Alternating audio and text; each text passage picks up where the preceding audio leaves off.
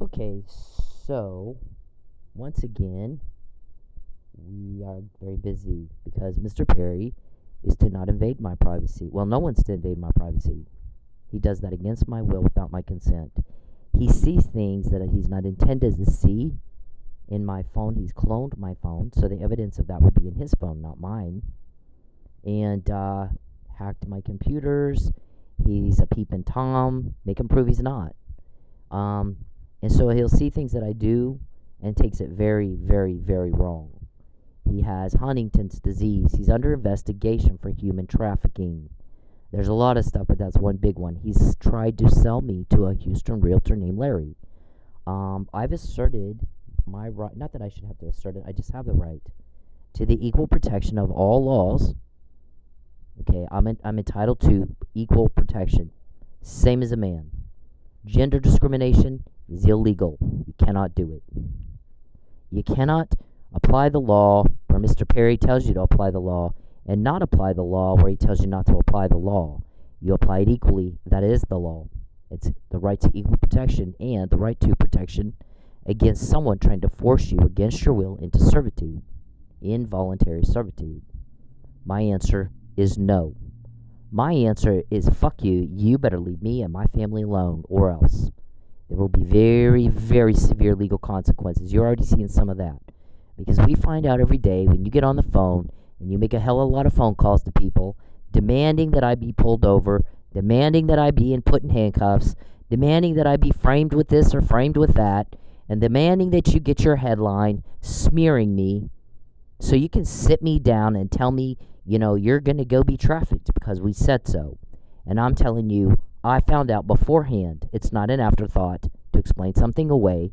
And my answer is no, fuck you. Watch this. You're in for a shitstorm. You're not going to like it. It's a major ass legal shitstorm about to hit you and all your colleagues, all your accomplices. My answer is no. You have threatened me with so many pullovers. It's got its own album, and I sold my junker car. Okay, so that was also a point. There is a forged marriage license. Lucky Miller asked me about it a couple of months before his murder. His murder, we have Sherlock right here in this video. Michael Neely did not kill Chief Miller. He could not have done it. I show you how that is with evidence and facts right here. Evidence and facts that were concealed from the deciding body intentionally. They want to do the same thing to me they did to him. To force me to lie, they have an affidavit prepared recanting my court testimony. We know about that now, not after. We get the information beforehand, not after. Because Charles Berry's under investigation, he's about to go to prison. And then he won't bother anybody ever again. We get the help with that objective. No one is helping him obstruct. He's made a lot of phone calls this morning already, before breakfast. I need you to help me obstruct justice. We heard it, we got it, it's here, sir. It's typed up right here. Part of it, anyway. It's not the whole conversation by any stretch, but it's right here. Okay? Right here. Already sent to my attorney. Okay? What planet do you fucking live on? We do this every day. We've done it every day for 15 years. Okay, this didn't happen once or twice. This has not been for a day or a week or a month or a year. It is every day, all day long, to the tune of over 1 million emails that I typed up what you said in your meeting or your phone call. 417 pages on the blog, never-ending scrolling. Thousands and thousands and thousands and thousands and thousands of your phone calls and your meetings. That is very, very incriminating. That's not the half of it. That's only what we want you to know we have.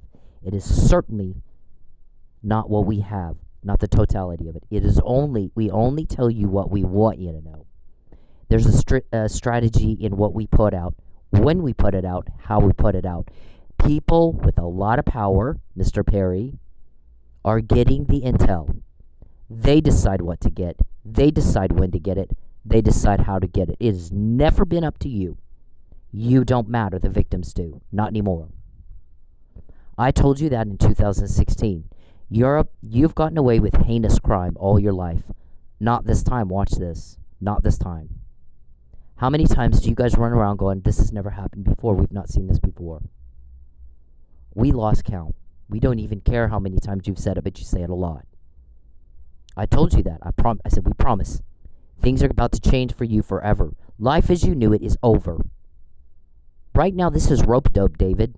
They're going to let you punch yourself out, you and Lucius and Charles. And then when you're nice and tired, they'll come in and land the final punch and you're down. That's it. You won't get back up. I told you that too in 2016, didn't I? You're in rope-a-dope. Good luck. We don't run around saying how they find out what we just said in our phone call or our meeting. You do. We don't ask how they find out what we were working on next. You do. We're not breaking the law. You are. I told you no. Then I moved to another town 400 miles away from you.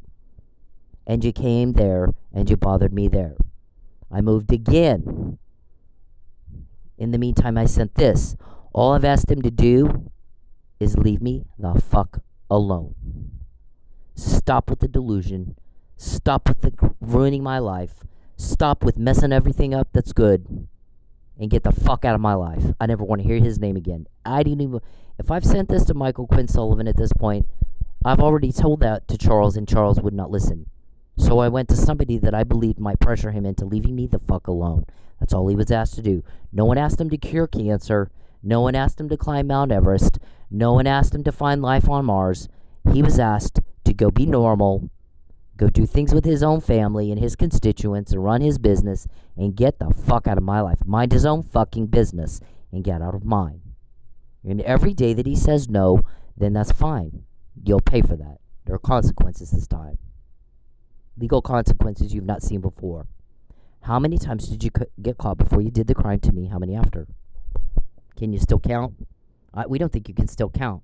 Part of the information that we got was that Mr. Perry has Huntington's disease. It causes delusion, hallucinations, paranoia, psychosis, impaired cognitive reasoning. For him, 2 and 2 is not 4. For him, 2 and 2 is yellow. Just like that. Wackadoo. He's like 10 years past a good time for a butterfly net and a padded cell and a straitjacket. And you're driving people nuts with your phone calls because you don't make any sense. It's like talking to a drunk 6-year-old, one guy told us. I can't stand talking to him. I'm sick of his phone calls. Y'all please hurry up. It's like talking to a drunk 6-year-old. This is ridiculous. He has taken up too much of my time with his mental problem. I don't have time for that. I have my own thing. I've got own problems of my own I need to figure out. I've got my own family, my own work, my own stuff. I need to deal with that. I do not have time to drop all that and deal with some man who has no grasp on reality, and you can't reason with him because he's crazy. You can't fix stupid. You can't reason with crazy. He's living proof of that. I don't have time. We hear that a lot, Mr. Perry, more and more by the day. More and more by the day. Selling people is illegal. You got caught because you did it to me. What does that mean? See, you don't know.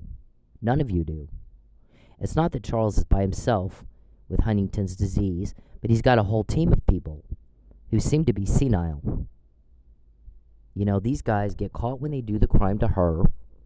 They'll walk in, they turn the stove on, turn it all the way up, and then touch it and complain they're burned. And they've done it every day, all day for 15 years. And then they call around whining and crying, I did it again. I touched the hot stove, and I got burned.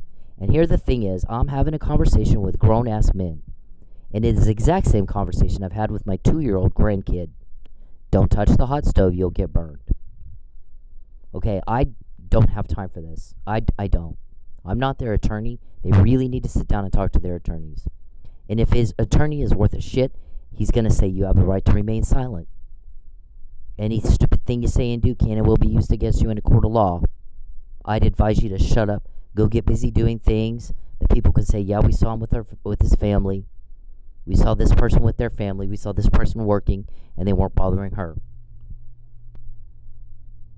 And that way, that'll keep you out of trouble. Because if you continue to go right back in there, and you continue to turn that stove on, and you continue to turn it all the way up, and touch it, and complain, we get caught when we do the crime to her. Then here's the easy fix. Don't do the crime to her. Don't touch the hot stove. Stay the fuck away from the stove. Go crochet with your grandkids, cuckoo bird, and that way there won't be anything to tell. Okay? It's not hard. The rest of us do it all day, every day. Why can't you? You're just inept. You just can't keep up with everybody else in society, normal people? Is that bad? So, there's no marriage license that I saw. If you think that I signed that marriage license, you bring me your copy and watch Charles Perry shit himself. No such thing happened. There was no engagement. There was no date. There is no love life. It's not both ways for sure. I don't like him. I rejected him. Then I moved. Then I moved again to another state to be with my family, get my son safe, me safe. By the way, until I'm standing face to face with my son and I see him and he and I are talking, I'm not going to believe a word you say about that. Okay, you forget who it is you're talking to. You've done nothing but lie for 15 years. You promised to leave me alone. You admitted to stalking. You had promised that you would never contact me again. And yet you do. And you never shut up and you never leave me alone. And you harass me and you threaten me and we're making you go and we're going to get you and we're threaten. What's your price? I'll buy you. Oh my God. Call me. I'm going to have you pulled over and arrested. Call me. I'll help you. No, I have help. I have people protecting me from you. We find out before a lot of specific details on what you're trying to do. The pullover, so much so I sold my car. I don't have a car now. It just wasn't worth it. It just wasn't worth it. Sometimes it's just not worth it. That's the same thing with byline money. It's just not worth it. I have help. I don't need you. You're doing the ruin. You're doing the problems. You're getting told on because nobody likes problems. Nobody likes the problems you guys cause. They've had enough of it. Okay, people are gagging on it. They're throwing up on it. They're done with it. So this, we understand that Sanjay started questioning things that Mr. Perry was telling him. Sanjay's their hacker, or one of them. Sanjay said, I think Mr. Perry's lying about there being a romance here. I don't think she likes him. He said there's secret messages and there's secret this and secret that. Bullshit. I'm not seeing that. He's delusional. He's seeing things that he's not supposed to see. She doesn't want him to see it. And he's taking it very, very wrong, like some sort of buffoon. Looks like a fool. How embarrassing. I don't intend for you to see anything I do in my phone. Anything I do in the privacy of my home. So when I do something and you take it wrong, that's your problem. Okay, you're whacked. I had nothing to do with me. I don't want you to see anything I do in my home. I told you to stop watching me in the privacy of my home, and that's what I meant. You sick little fuck. It's rape. I don't like it. No woman would like that. That's a turnoff, by the way. For women, you want me to call people that I know and go, there's this man, this little old fart man that wants a date. But by the way, he's got a peeping Tom problem. You want him? You want to call him? You want to try to get a date with him? He's like really desperate right now. What do you think they'll do? You go into a bar, Mr. Perry, and you find the fattest, ugliest, stinkiest, smelliest chick in there who's desperate for any attention from any kind of man at all. Go in there and tell her what you do to me all day and see if she'll go home with you. She'll call the cops. I promise you, have my word, she would call the cops. You're repulsive. You're repugnant. You disgust me. I don't like you. It's not reciprocated. I don't want you. So I guess Sanjay is like, listen, I think that there was no engagement. There was no, this secret wedding he says there was. I think he's forged that marriage license so that he can traffic her. He's using that to dismantle her finances, her relationships, get information he should not have so that he can tear up her world and make it where she just feels like she has no choice but to go be trafficked and pimped out and raped. And the victim of violent crime he's profiting off of and abusing his power to do it, by the way. There's abuse of power and abuse of process in this deal, Mr. Perry, committed by you. We got all of it. Okay, we're pretty sure we can overcome any doubt at all with what we have. You're the gift that keeps you just continue to shit your criminal excrement all over the place and then call and cry and whine and want everybody else to wipe your ass for you. You're a grown-ass man. You do it yourself. And stop. You look like a fool. You look like a fool. So, he's like, here's the thing. If there was really an engagement, I'm going to know when did he pop the question. What day, what time, where. What was he wearing, what was she wearing? What time, what restaurant were they? Were they at a restaurant? Where were they? I want details. which he has so far has never provided. Which, that's the first thing out of most guys' mouth. Oh, yeah, I popped the question. We went to this place and that place, and here's what I said, and here's what she said, and there's details.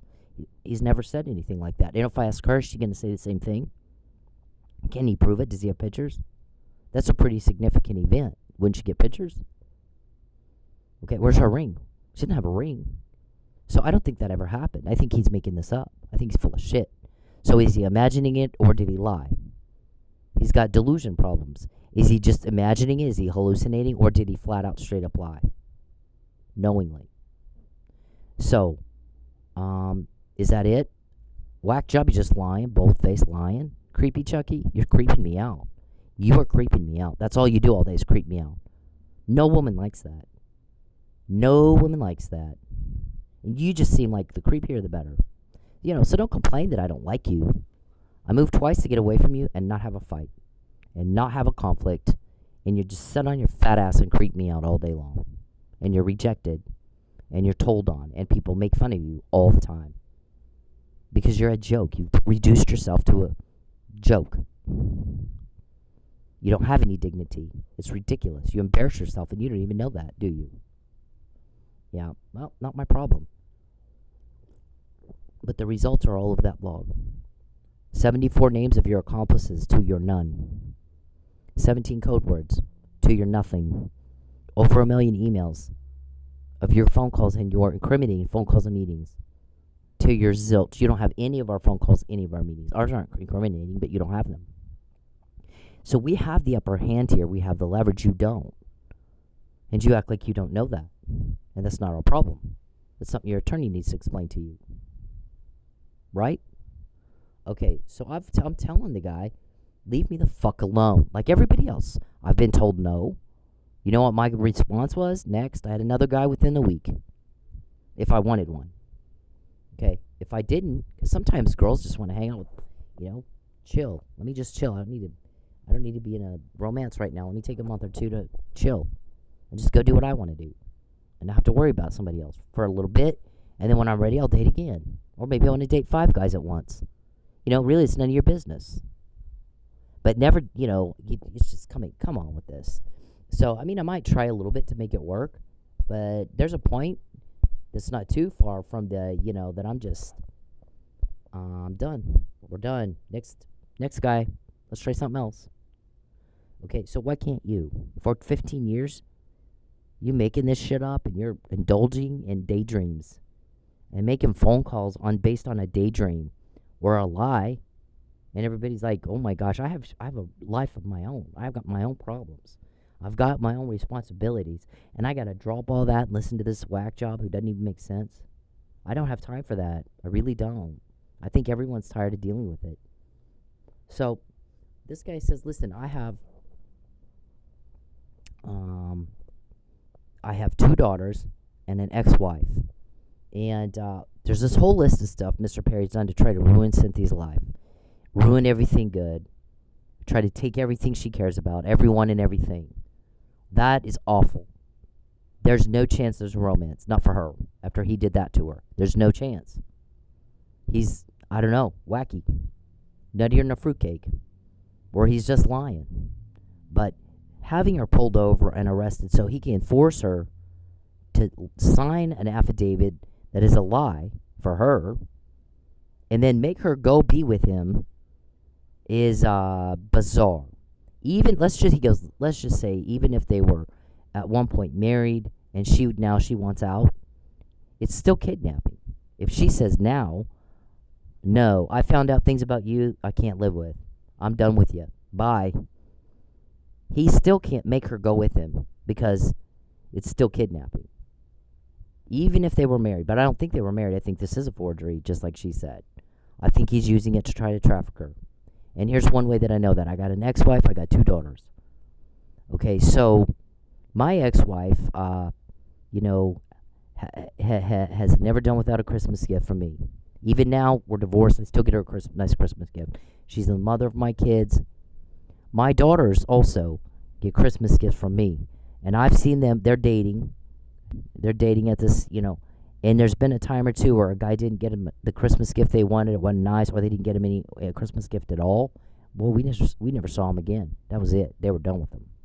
So for whatever reason, it's important to women to get a nice Christmas gift. My guess is she always got nice Christmas gifts from her family. And not only did he not get her a Christmas gift at all, but I bet you he deprived her for her family of giving her Christmas gifts too. Based on what I'm seeing, that he made her sit in a parking lot in Walmart, living in her car, with no food on Christmas Day. That right there, let's just say there was something. This guy's not Prince Charming. This guy's not Don Juan DeMarco. So let's just say he's telling the truth. And up until that point, they were married. They were in a romance. They were in it together. And it wasn't just one side. It was just all him. Which I have a hard time believing based on what I'm seeing. Moving twice, a pretty big effort to get away from somebody you don't like. That's not about a romance. That's about, now he's stalking her. Okay, so let's just say that's true. We needed that. That'd have been, I mean, for my daughter, I can tell you, my daughter, there's no way. If they're dating a guy and the guy won't get him a Christmas gift or one they like, that's it. We never see him again. They're done with him. It's very important for women. And my wife's never said anything because I always got her a very nice Christmas gift, even after we divorced. As a mother of my kids, here's a Christmas gift for you. So not only, my guess is, not only has he ever in 15 years given her a Christmas gift, but I'm thinking he probably deprived her family of giving her one as well. And that alone is enough to tell me this is nothing. There is nothing to this shit that he's saying. Nothing at all. And all this is about for him is he sold a woman illegally. He's trying to detain her illegally. He's trying to kidnap her. And this is part of that effort. That's all this is. And he's making it sound like they have a secret love, and he just needs a way to talk to her without those people knowing. Bullshit. He said that's bullshit. Because I can tell you, I have 2 girls that if a guy won't get him a gift, that's it. They're done. All women are like that. They're done with you. But then when you deprive their family of giving them gifts too, then they're really going to be done with you. If you're making them starve to death and won't even let them eat lunch or dinner on Christmas Day, they're living in a car in a parking lot, that for sure shit is the end of you. You're done. She's done. If she wasn't already before. Because you've done a whole lot of things that there is no way that's about romance. This is not Prince Charming. This is not Don Juan DeMarco. This is asshole trying to traffic somebody and tear her life apart, thinking to make her think that she has no choice but to do what you want. Or here's how we punish women who don't do what we want. Which means the victims at the compounds are not there of their own free will. If they did this to her with the help she has, by the way, that's who she'd call, not Charles. Not Looney Charles. Then those girls are not there of their own free will. They probably did the same thing to them, only worse. Because I think they hold back a little bit on what they do to Cynthia because she has the help she has. She always finds out before. They get burned every time they try to do something to her. They get caught. That's a pretty big deal. And my guess is the other women and the other children and the other people at these compounds didn't have that kind of help, so it's probably a lot worse for them. They're definitely not there because they want to be there. They're there because they think they have to. They're there that they're afraid if they leave, they'll get murdered, or they won't be able to find a job, or they'll get arrested, or no telling. No telling what David and Charles tell them. But I'm sure they are there because they're threatened. If they leave, here's what we'll do to you. Very, very unpleasant things. Criminal. So that's what I'm going to tell you right now. Based on my conversations with Mr. Perry, based on what I've heard in her podcast, based on what I've seen on that blog, based on what I'm seeing in her emails, that is the only conclusion you can come to when you take all that. And he makes absolutely no sense at all. So, they can't run around complaining that they are, we need you to help us obstruct justice. We keep getting caught. Okay, here's the easy fix. Leave her the hell alone. Go home to your family. You go with your family. And you leave her and her family alone. Just like that. Easy peasy. You know what? I'm not having the problem you're having. You know why? I don't try to contact her. I've not invaded her privacy. I'm not trying to make her broke. I'm not trying to, do anything illegal to her. I'm not trying to vandalize property. I'm not trying to poison her or kill her or use a bioweapon against her. So I don't have the problem you're having, because you have the problem you're having because you're doing what she said. If you weren't doing what she said, we wouldn't be here talking, would we? You wouldn't be asking me to obstruct justice. Who was telling her, I want you to stop those people from helping her? That's what you're asking for. No one can do that for you. No one. Just the fact that you would ask speaks to your delusion. Just like that. It's not worth the while. You know, when you guys pay money out and you go, we'll make it worth your while. Well, here's the thing, though. Well, we're all watching you have heat on you.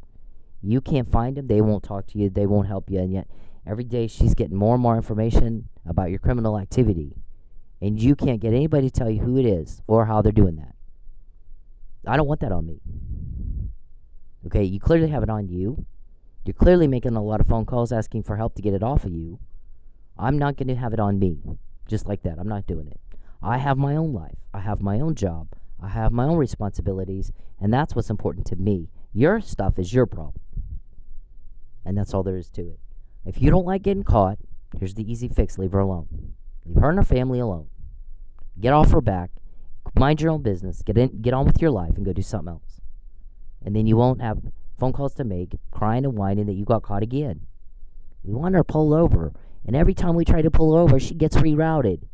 And then we can't get to her. Who's doing that? None of your business. It's a need to know.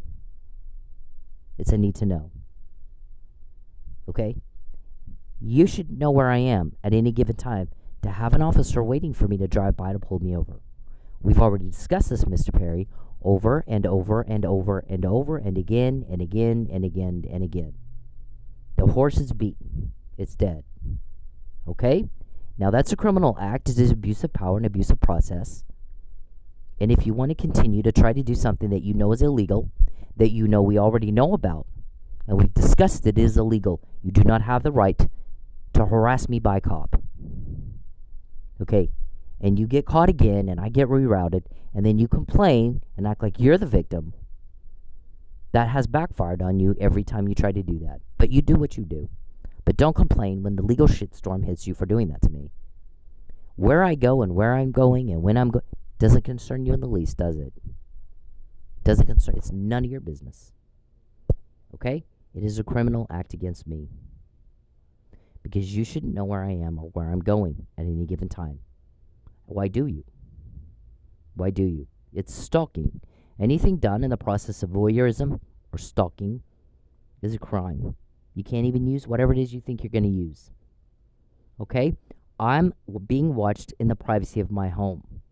Mr. Perry can see how I'm dressing, when I'm going to leave, whether I'm going to work, the gym, or the grocery. Or maybe the gym and the grocery.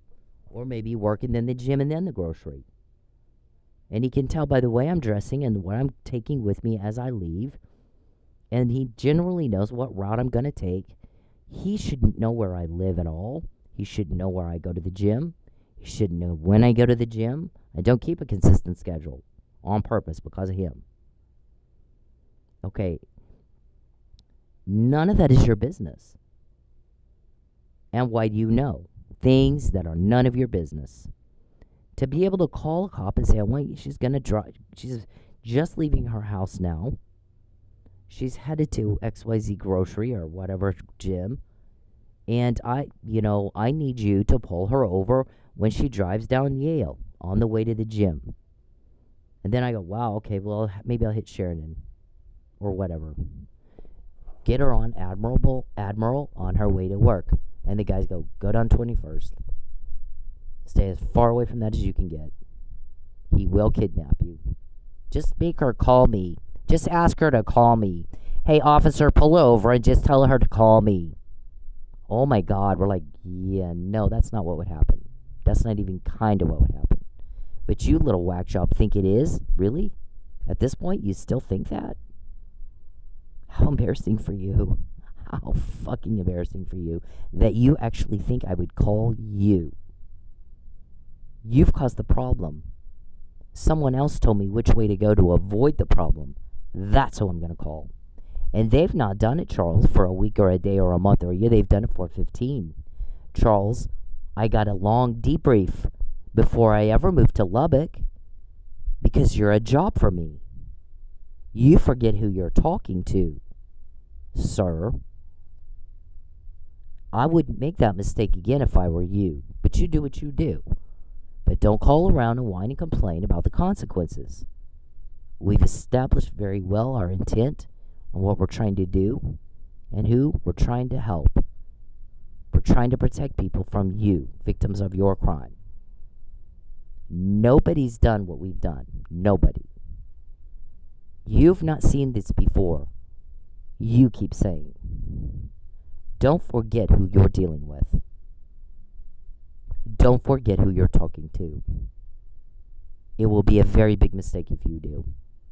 If you do it again, you've done it many times. It's been a mistake every time you did it. I would recommend you don't do that again. I don't like you. I want absolutely nothing to do with you. And I've made that very, very clear for a very, very long time. I don't do peeping Tom. I don't do broke. I don't do pedophile or murderer. I don't do your kind. You're not my kind. You're a job.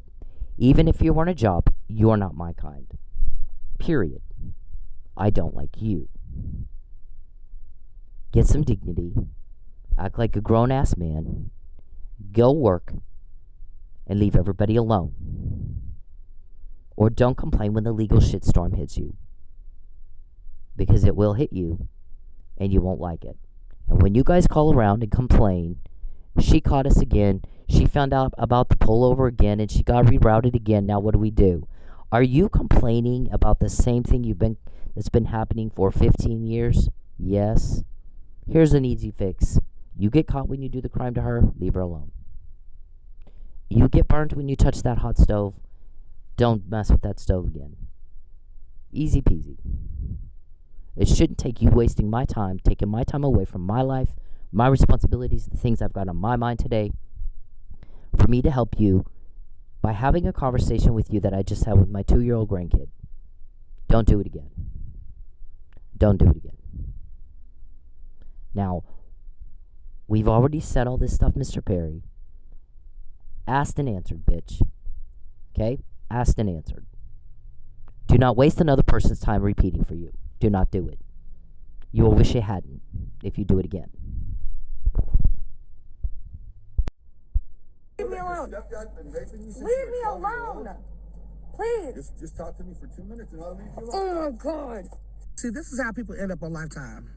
This is how people get hurt and stabbed, and then you want to say that the woman is crazy because she was the one walking down the street in whatever clothes that she was wearing. If a woman tells you to leave her alone and they're constantly walking away from you, that is your cue to back the hell up, turn around, and talk it up. She does not want to deal with you.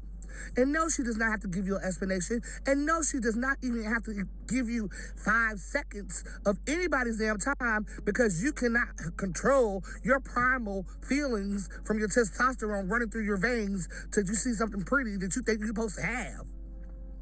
Leave her alone. Okay, do you see this woman here? This is Nicole Brown Simpson, who complained and complained and complained and complained about being stalked and abused. And no one did a fucking thing. And then she ends up dead. And then everybody's going, gosh, I'm sorry, I couldn't do anything. Her family, her friends, law enforcement, Mark Foreman was one of them. Mark Foreman was one of those people who those police officers who responded to a very vicious, violent attack on her. And he didn't do shit, did he? And here she is now. Okay.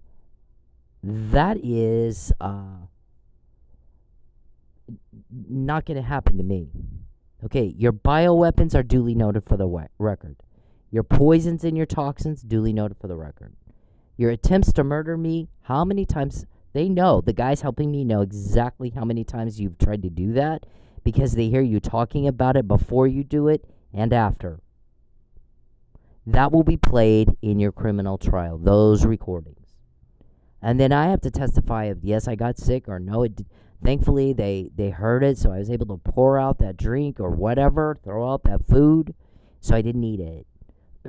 So I just want you to know, it's when we've discussed it and when we've talked about it, that means we've got evidence to prove it in court. Here is the crime they're committing against me. You're gonna get hit. Your attorney's gonna give you, get a stack of charges for every time you did that to me or my kids. Okay, or my kids. Now, until I'm standing in front of my son Dennis, and I'm seeing him face to face, I don't believe anything you say. I definitely believe what the people helping me tell me. And it sounds like there was a big argument over a wheelchair. Had you just taken care of the wheelchair a long time ago, Gordy, this wouldn't be a problem for you right now. But it is, and you've not seen the worst of it yet. You have my word, I promise. Okay, nobody's going to help you guys until you do exactly what they told you to do. Comply with the law. Don't bother us anymore. Nobody's going to call you if he's having a problem with the wheelchair or any problem at all. Nobody's going to call you if I'm broke. Nobody's going to call you if you're still invading my privacy. Nobody's going to call you if you're forcing yourself on me, Mr. Perry, against my will. Nobody's going to call you if I'm not with my son. Period. Charles, if you contact me, I'm going to get more intel. I will never help you. Never have, never will. I'm not told how information is obtained. Asked and answered, you fucking retard. Make me repeat that one more time, I dare you. I don't want to help you. I want you gone. I want to help my son, not you. I want to help the victims at the compound, not you. And how dare you be that cruel and hateful to ask me for help? He just asked, is your son a leak? One more time, do that. One more time and all hell will break loose for you. No one wants to help you. They want you gone. I don't want to help you. I want you gone. I want to help my son, not you. Okay? Stop making people say the same thing for you over and over and over and over and over. Stop. You're doing the wrong thing doing that. The very, very wrong thing. Going after my children, you're doing the wrong thing. Okay? You hurt people and you don't care how bad you hurt them. So the guys are fixing to make you care. They're fixing to hurt you. Okay? I don't mean physically. I mean life as you knew it is over. They're going to ruin you and your crime. They're going to put you in prison. Okay? And that's all there is to it. And it's not up to you. It's not up to Judy. It's not up to Steve. It's up to them. Judy and Steve aren't getting all the information. The guys helping me are. So, there's the judges hearing that. They think Judy is as nutty as you are. They think Judy is irresponsible and corrupt and factually ignorant because she wants to be factually ignorant. They have zero respect for her. So that's her problem. And that's between her and those judges. Don't you think? So, when somebody's dead, it's too late. It's too depraved indifference to human life. Okay? Just keep all that in mind, and then you go do what you do, and don't complain when we do what we do.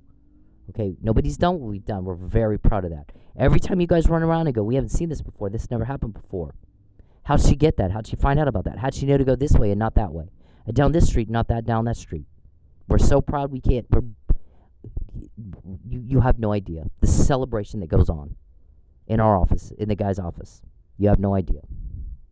It's a very happy time for us when we hear you guys say stuff like that. Okay? That means we're doing a good job. That's what that means. That means we're accomplishing our mission, our meeting objectives, and you're still delusional and don't know what's happening. You don't know. That's fine with us. It's your blind spot. It's an Achilles heel we love to exploit. So, Mr. Perry, you want to sit on your fat ass and bother everybody all day again today. Don't complain when we find out before, okay? Don't complain when everyone hates you and starts telling on you and starts talking. Don't complain when you get the same results you've gotten for 15 years. You asked for it, okay? You asked.